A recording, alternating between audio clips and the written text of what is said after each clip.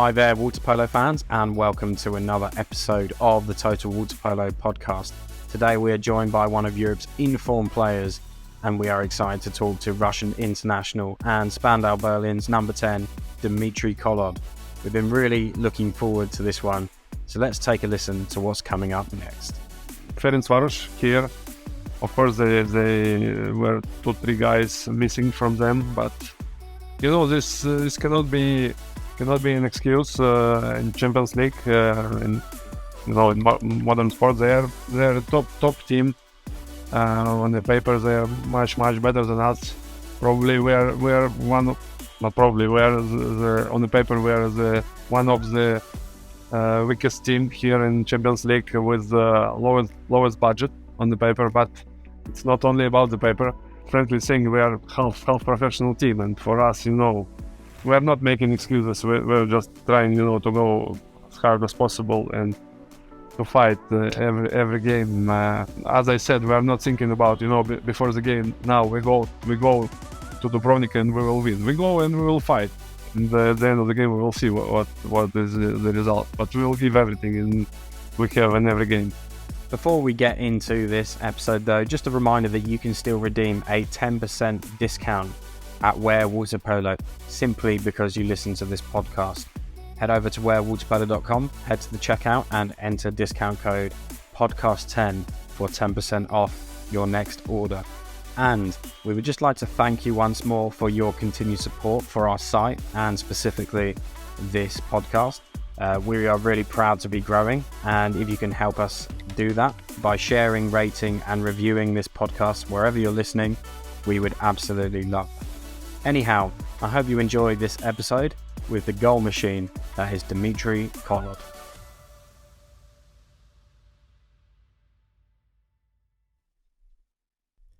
Hello, Dmitrii Kohlod. Welcome to the Total Waterpolo Podcast. How are you? Hi, James. I'm very good, thank you. How are you? Yes, I'm well, thanks. Thank you very much for joining us. I know it's been a busy week and you've been away in Brescia, and maybe we'll talk about that in a minute. But let's get straight into the talk. It's gone a bit of a journey back in time. Can you tell us about your water polo journey from when you were a youngster all the way through to maybe now? Yes, of course. First of all, thanks for having me. It's my pleasure to be here. Everything started for me in water polo when I was 10 years old in Belarus. So this year 2002, I started to play water polo. 1 year before, I came to swimming pool, wanted to learn swimming, and that's it. This was the plan. Then I wanted to try football or some other sport.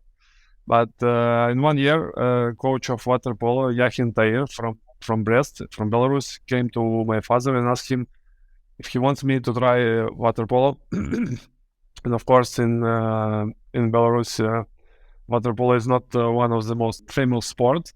So obviously my father didn't know what kind of sport is that. And he said if he wants, he can try. I didn't know what to answer. Okay, I'll try. So I tried, and I'm still here after 20 years. So everything started in Belarus.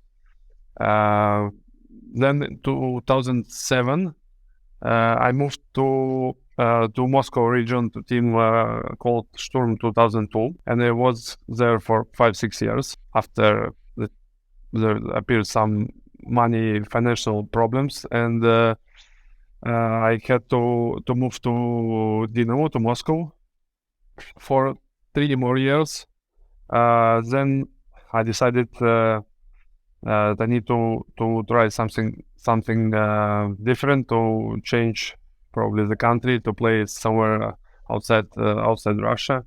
And me, at the time, I already had a wife and a kid. We moved for 1 year to south of France, a team called Aix-en-Provence. Then in 1 year, some project, let's say, in Dynamo.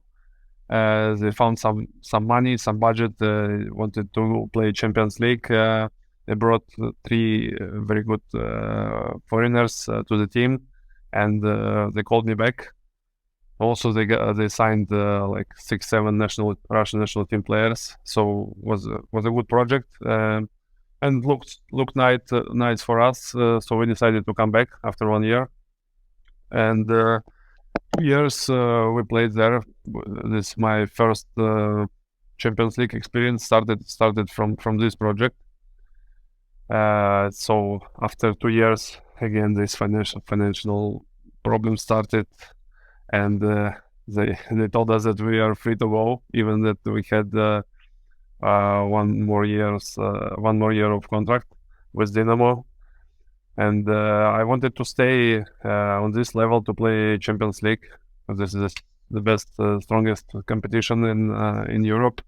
So I wanted to stay on this level, and I started looking for a team that participate in Champions League, and Spandau was the one.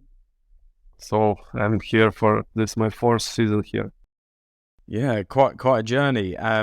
Let's go back a little bit. You spoke about a few of the clubs that you played for in Russia.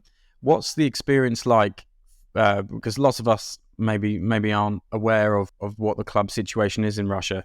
How similar would you say it is to when you were in France or now in Berlin? This is what you said. You're not really aware of the situation, how it works there. This was the reason why I wanted to leave from Russia. Nobody really follows the championship, or nobody follows us. And at that time, even national team was not even top 8 team in Europe, so nobody had interest in following this league. That's why I wanted to leave. And the league was quite different, not like here. If I compare with France or with Germany, despite the country is the biggest one in the world, the league is pretty small. This year it's just eight clubs participating, and sometimes it's plus minus 1-2 teams, like national team of Kazakhstan or national team of Belarus sometimes participate in championship. But still, it's like from 8 to 10 clubs. This is really small league. Even here in Germany, in let's say amateur league, we have eight teams, and there is a second league.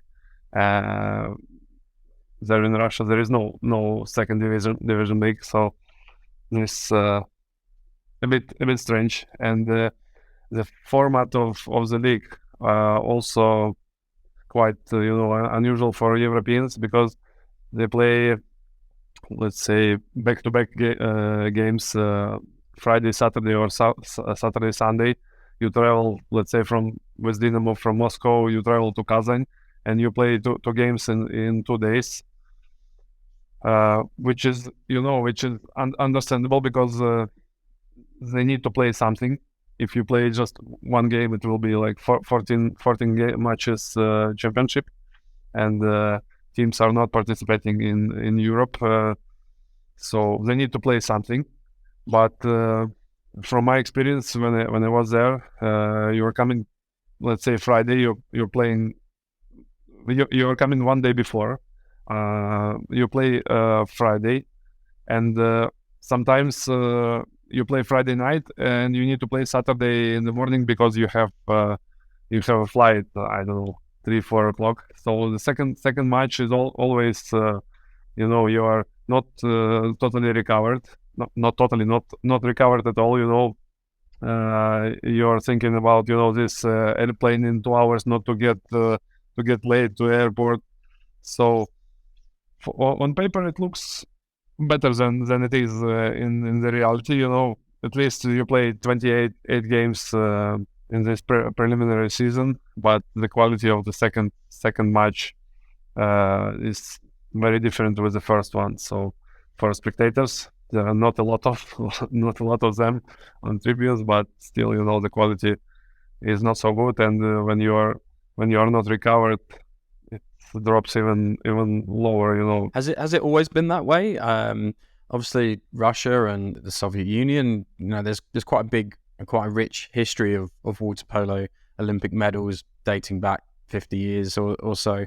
Has the club system always been as poor as it is now, or financially, or just the setup? Has it always been like this, or has it slowly got worse over time, or is there any sign that it's going to get better? Since I came was 2007.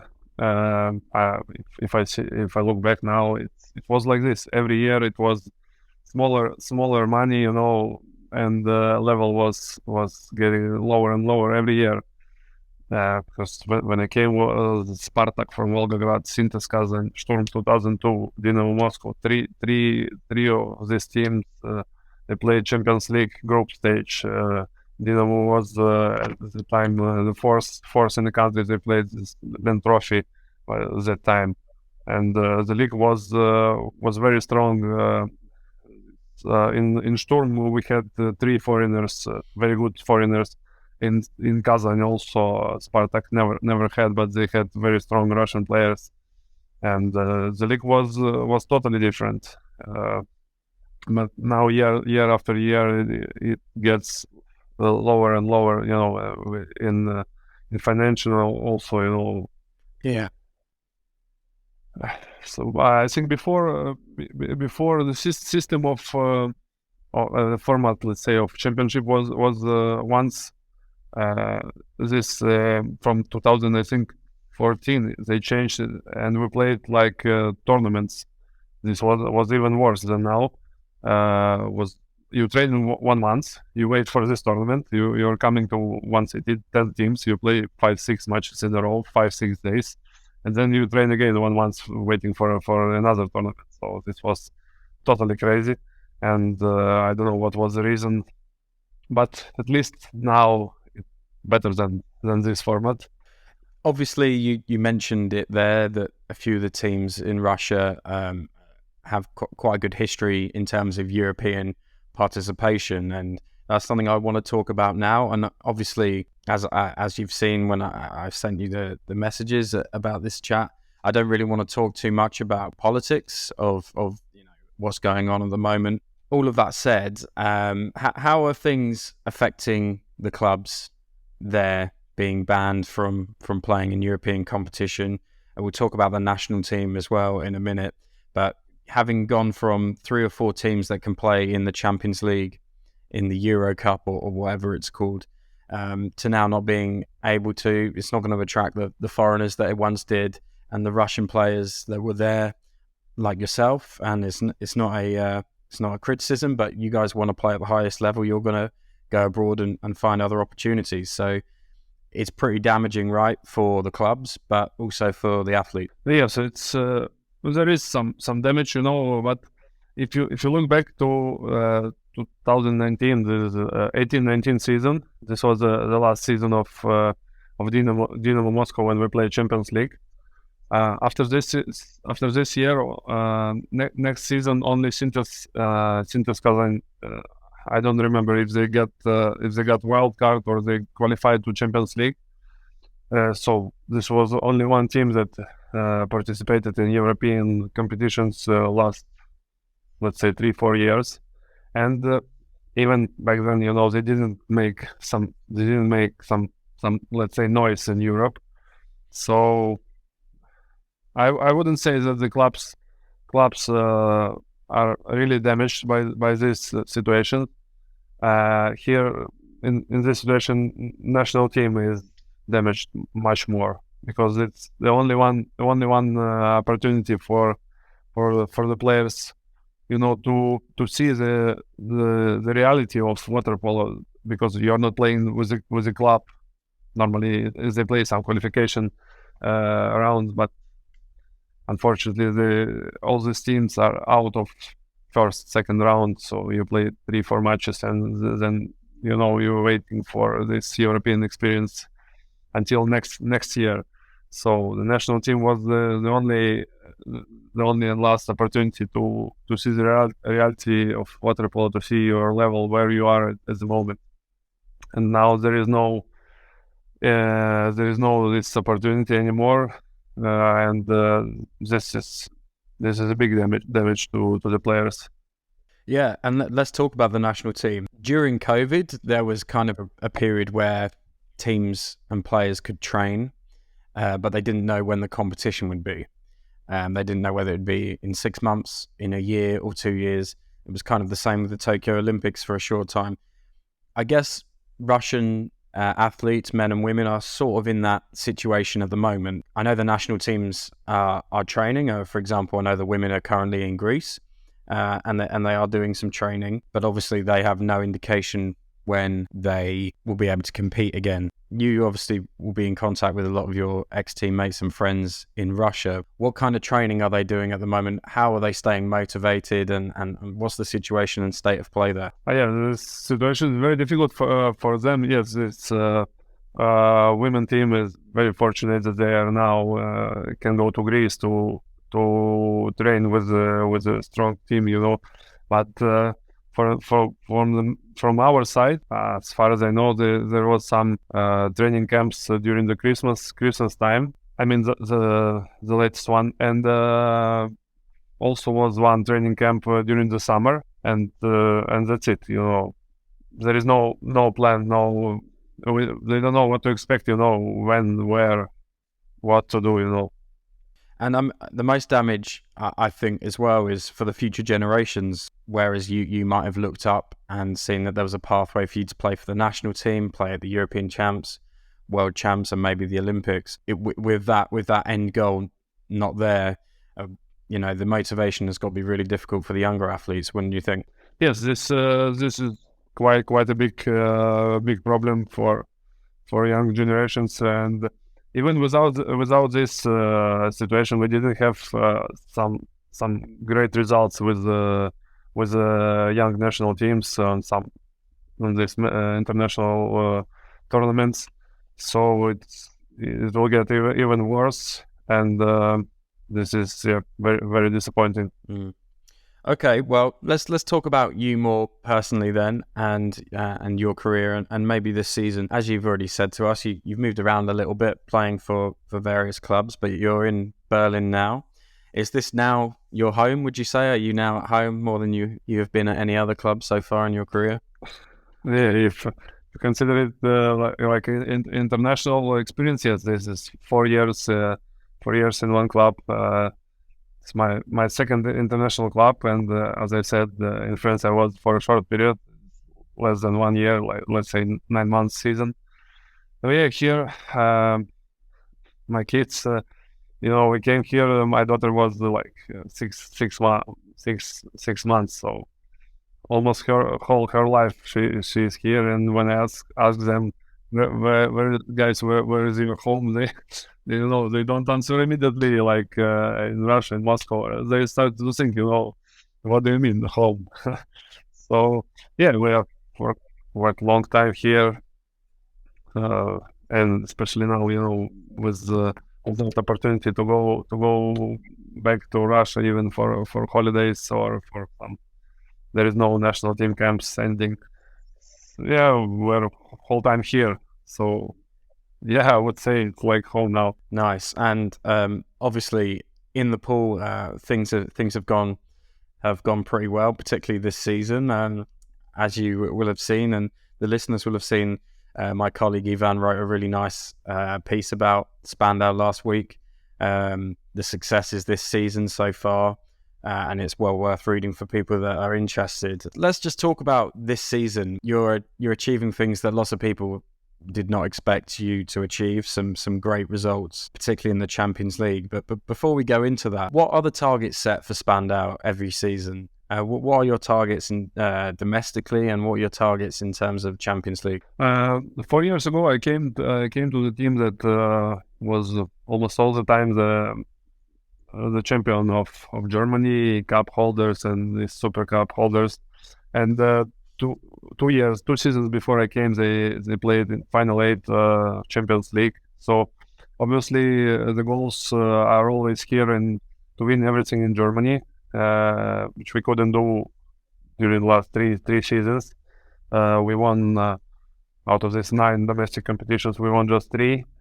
There was 2 cups and 1 Super Cup. And after this year, when they played Final 8, I think the goal was international goal was to be there again to play in final 8. Mm-hmm. And do you believe that you guys can do that this season? Do you think? Do you strongly believe that you guys can qualify for the final 8? It's not going to be easy, but how we see things from inside, we don't care a lot about expectations and the goals. We, as our coach says, we go day by day. The most important thing is the next training, next game. So we approach every match like with opportunity to fight from beginning until the end, and we'll see what future have for us. Mm-hmm. And you talk there about I pick up on talking about fighting and only looking at the next game, and your team's got some great players, but it's really well balanced and it's got a really nice unity to it. As my colleague wrote in his article, you guys are the most international team in the Champions League at the moment. So many nationalities, which is always great to play with people from different backgrounds. But you seem to have formed a really strong bond and connection with each other. How do you build something like that? Was it difficult? Is there like a language barrier or anything, or did you all just get on kind of straight away, really? Well, for us this year was not really difficult. We are fortunate that we signed four new players and one new coach, and every one of them, turned out to be a great personality, first of all. So we didn't have any problems to adapt to each other. Just it still wasn't as difficult to adapt, to get used to new demands from the coach, to new trainings, style of trainings, new intensity.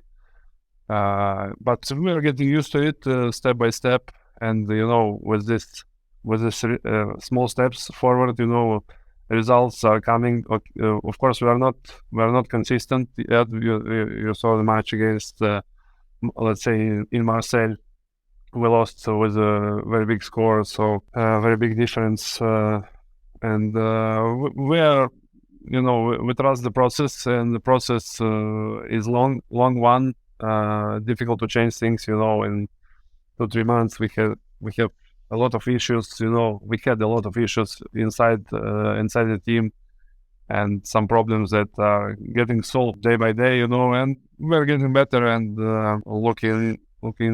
watching optimistic, in the future. Maybe consistency has been a bit of a factor this season, but there have been some lows, like you said, in Marseille, but there's certainly been some highs as well.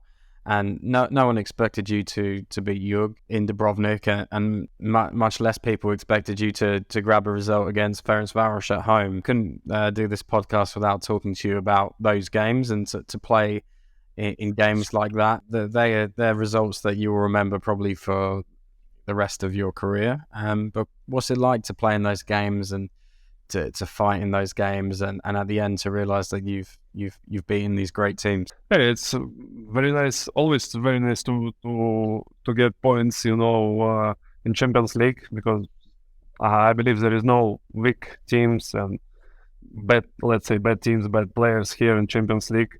So it's always good to win.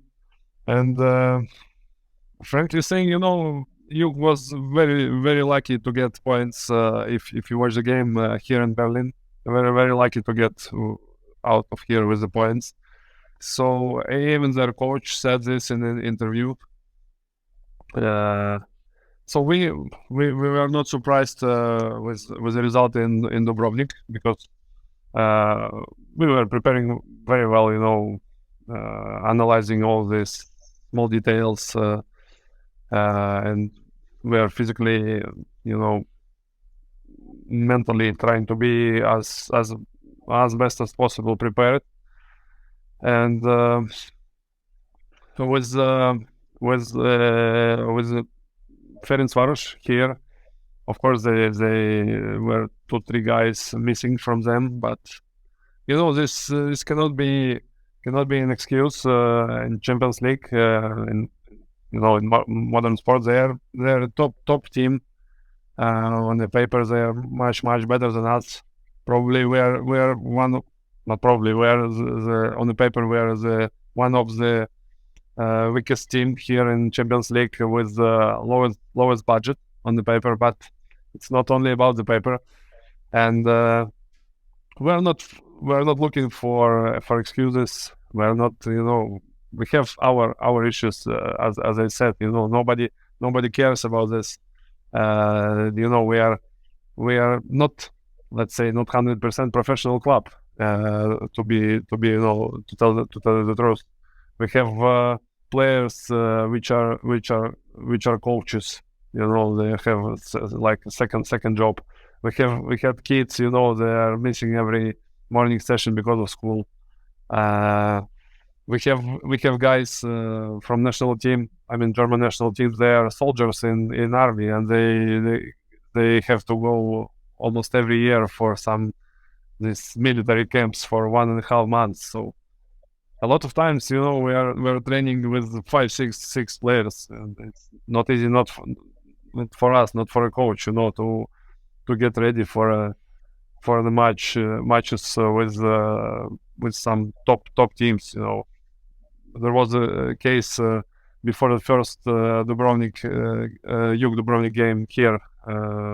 National team collected the players for some German national team collected the players for some training camp without a reason, and we trained with 6-7 players. They came back from this camp just 3 days before the game. So this is, to frankly saying, we are half professional team, and for us, we are not making excuses. We're just trying, to go as hard as possible and to fight every game. So, as I said, we are not thinking about, before the game. Now we go to Dubrovnik and we will win. We go and we will fight. And at the end of the game, we will see what is the result. But we will give everything we have in every game. I love the honesty, and I guess it does make achieving results against Jug and Ferencvaros, even if they are missing players, they've still got a roster of 17 or 15 professionals, and I guess it makes results like that all the sweeter. Just before we go into part 2, where we'll put some questions to you from social media, what's next for Dmitrii Kohlod? What does the next 5 years look like for you? I know that might be difficult to answer, but do you see yourself staying in Spandau, in Berlin for the foreseeable future? Could you move around a little bit or anything like this? It's a good question. It's obviously not easy to answer, but yes, I'm not seeing myself staying for, if you ask for 5 years, I'm not seeing myself here for 5 years. I go, as I said, day by day, and if I would like to, to make a next step to get to a team of the next level. If you compare us with this team, so I would like yes to move. Okay, good. Have you got a name of anywhere that you think you're a place or a league that is there a league that you've always admired, that you've thought you've always wanted to play in? No, there is nothing specific. There are some good leagues like Hungarian, Italian, Spanish leagues, Serbian league last years. So there is nothing specific. Just I'm ready to. I think I'm ready to make a step forward, and for this. As I told you, this my Dynamo story. I wanted to go out of comfort zone, and this probably like the story repeating. Yeah. Okay. Well, we look forward to you taking the next step wherever that might be. We're going to take a break now, and then we're going to come back in part 2 and put some questions to you that we received on social media.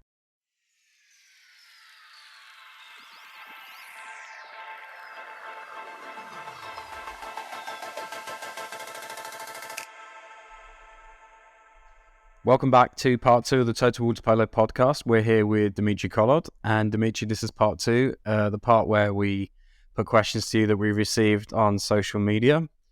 Before we do that, a question we ask all of our guests is for them to pick their 7 best players, their dream team, their total 7, your all-time great 7 team. I was thinking a lot about this question, and it's a really difficult one because There are so many great players, and I would like to go, with this and previous seasons would be a bit easier, to choose. In with the goalie, I would go with Unai Aguirre. He's very young and already, let's say a superstar goalie, which is a very rare thing, in water polo. On the right side, I would go with Zalanki and Dusan Mandic. Yes, these two would be very difficult to stop, from scoring. As a defender, I would choose Alexander Jovic. And left side, I would go with Francesco Di Fulvio and Alberto Munaris. And also, this top 7 is difficult to pick 7 players. I would go with some short bench. I would put on the bench from these last 2 seasons. Of course, you cannot go without Nikola Jakšić and Janšik Zilar. So this would be my top 9 players. Did you pick a centre forward? Yeah. I haven't said. I go with Ben Hallock. Nice. If you could play with one of those players on your team, who would you have? Also a good one. I would go with Jovic. Yeah, why? Because he's one of the most dominant players last, let's say 10 years. One of the greatest defender, and not only in defense, he's big danger in offense also, and looks like he is a great leader. The perfect all-round player, I think. Yep. Okay, apologies for not mentioning everyone's name. Loads of people sent in this question. You probably know it was coming. About on Instagram, it was from Imi or Nemanja. Because you can't play for Russia right now, are you thinking about changing your country of representation? Well, currently, I'm not thinking. There was some stories. It's not a secret. With the French national team, because it's normal that the Olympic Games is still a priority, for me. And there was some let's say talks about changing to the French, to getting French nationality, but we couldn't make an agreement, and currently I'm not thinking. I'm good, and I'm satisfied with with how things are going now. So I don't pay a lot of attention to it. That let's say summer now. It's not only summer. I mean national team, but if it's free summer, I'm okay with this. One thing I've really picked up from speaking to you is that you're really keen to always look forward and make the next step, whether it was from going from Russia to playing in Europe and then finding the next best club, seeing how you can climb up the ladder, and even now you're thinking of that. Do you regret that maybe changing nationality might be the best course if you wish to play international water polo at the peak of your career? Well, this is a good question. But if I gave everything that I had to Russian national team, to the country, that gave me everything what I have now. So if and I never thought about changing, nationality before this happened. We're out of every competition, and but still, there is some, let's say, fire inside. Olympic Games is a priority for every athlete. And if I could get this opportunity with, let's say, with the French national team or whatever, you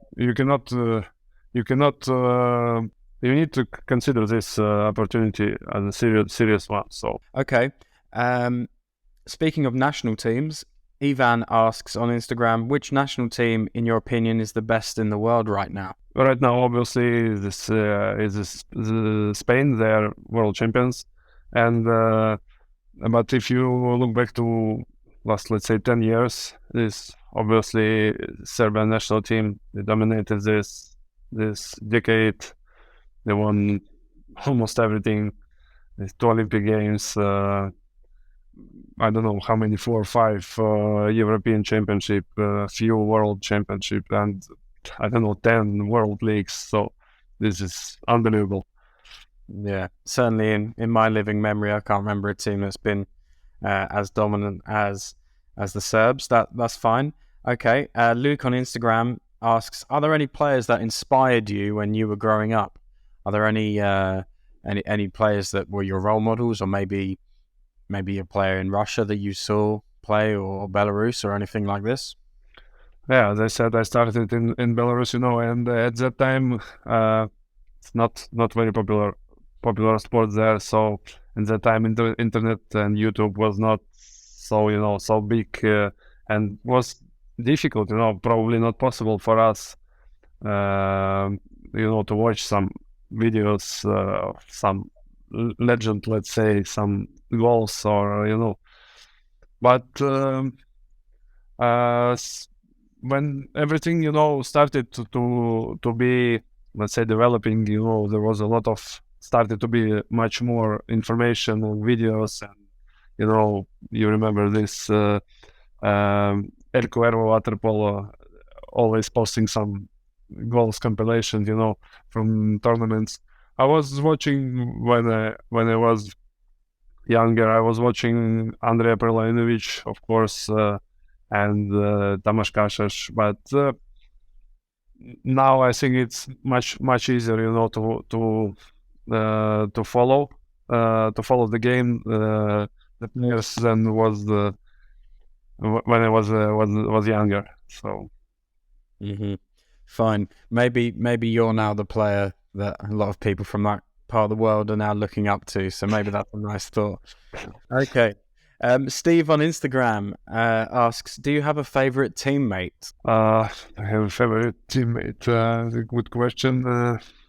Almost all of my teammates are good ones, but I would say that my favorite one is Roman Shepelev, because we know each other for years. We play together for, I don't know, we know each other more than 10 years, and even he is one artist in sport, and sometimes it's difficult to predict what he is going to do, but still, we know each other very good, and I would pick him. Nice. The Russian connection. It's good. Well, talking of teammates, from one teammate to another, Bilal has sent in a question. When will you come and eat some fufu with me? What's fufu? I don't know what that is. Fufu is one African food. His father is from Togo, so he's inviting me for a long time, but with the family I have some other obligations, and my family is leaving for holidays to Russia, so it's coming very soon, end of this month. Okay, all right. Well, hopefully that clears that one up. And Dirk on Instagram asks, hi Dmitrii, how many goals are you going to score for Salima this summer? So I know you've got a bit of a history of going and playing in Malta. Is that something you really enjoy? Yes, this very good opportunity for me and for my family, especially when this summer was free, these 2 times. One time we didn't qualify to Olympic Games. It was summer 2016, and second time we went there 2019 when we didn't qualify for World Championship. And this is a good opportunity for me, to stay in shape during the summer, not to be, in trainings alone somewhere. And how many goals I will score? This is a difficult question, Not only depends on me, but this year is, this championship is going to be very, very interesting, because a lot of great players are coming, like Filip Filipovic, Alexander Ivovic, Aaron Younger, Mario Jopkovic, Perlainovic, Peter Figlioli. A lot of great players are coming, and league will be very, very competitive. But I hope we will get the result that the club deserved, and we'll see what summer brings us. Yeah, it's awesome, honestly. All those players all in one place. I know we get that with the Champions League, but on such a small island, yes, in the Mediterranean, it's. I definitely think there's an opportunity there to really make that grow. But just before we leave you, Dmitrii, we ask all of our guests to kind of talk about maybe something in their lives aside from water polo. I know everyone dedicates so much time to it. I know you spoke about your family and your kids, and you like to spend time with them. But do you have any other hobbies or anything else that you do when you're not playing water polo? Oh, we tell you the truth. We train a lot. Not like some other sports. They have one practice a day, and then you have half day for yourself or for some hobbies, families, something. But we train almost every day. Let's say twice, and we need some time to recover between trainings. Not a lot of energy to do some activities or some extra stuff. But now from last year, my son started to go to school. Daughter is in kindergarten, so between the trainings, I'm home with my wife, just relaxing, watching Netflix or reading books. So I'm not normal guy. I don't have some special hobbies or something which would be interesting.